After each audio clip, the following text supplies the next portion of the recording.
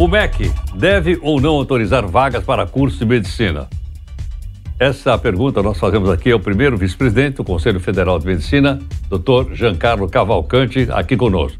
Dr. Giancarlo, obrigado aqui por atender a Nova Brasil. Obrigado, Heródoto. Estamos à disposição aí. Dr. Giancarlo, qual é a posição, então, do Conselho Federal de Medicina em relação a essa reabertura de cursos e de vagas para médicos? É preciso entender que o Brasil hoje é o país, depois da Índia, que tem o maior número de escolas médicas do mundo.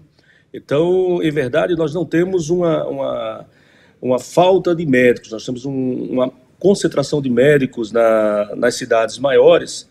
E a questão de abrir escolas médicas em áreas remotas e longínquas, ela pode ser um equívoco do Ministério da Educação, porque isso realmente não fixa médicos nessas áreas remotas.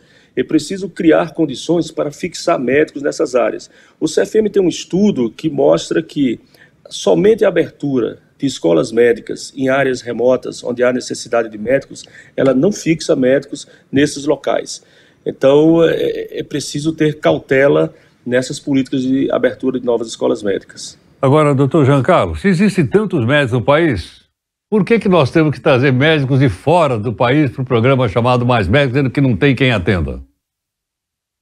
Excelente pergunta, Heródoto. Na verdade, o que ocorre é a falta de incentivo para esses médicos irem a essas áreas remotas. Já está mais do que provado de que é preciso você dar condições de trabalho para esses médicos e também ter um mecanismo de recompensa, tipo um bônus na remuneração desses médicos, para que eles possam ficar nessas áreas remotas. Quando a gente pega o mapa da distribuição dos médicos, a gente vê que as capitais brasileiras têm uma super concentração de médicos, quando comparada com as capitais europeias. Então, o que está precisando são políticas de incentivo. Que tipo de incentivo? Condições de trabalho e remuneração diferenciada para que esses médicos vá trabalhar na Amazônia, vá trabalhar em áreas remotas. Doutor Giancarlo, aquela ideia de que quem estudasse numa universidade pública teria o compromisso, depois de formado, de trabalhar 2 anos num local indicado pelo governo, isso chegou a ser cogitado? Foi à frente, não foi? Heródoto, esse aí é o famoso serviço civil obrigatório que já existe em muitos países. As pessoas que estudaram na universidade pública obrigatoriamente têm que prestar serviço civil como médico em áreas remotas. Seria uma alternativa para o país, mas isso, como é de conhecimento público, teria que vir através de um projeto de lei. É uma ideia, é uma alternativa para se colocar médico nessas áreas remotas. Esse projeto de lei existe? Já existem alguns projetos de lei da legislatura passada sobre isso, né, tentando implantar o serviço civil obrigatório para médicos formados em universidades públicas. Mas a legislatura acabou e agora é preciso que algum parlamentar ele retome esse projeto para representar nessa legislatura. Doutor Giancarlo, tem mais uma questão que eu queria te perguntar, é o seguinte, em relação ainda a essa questão. E a qualidade do ensino? Vai abrir uma faculdade, mas tem corpo docente para isso? Excelente, Heródoto.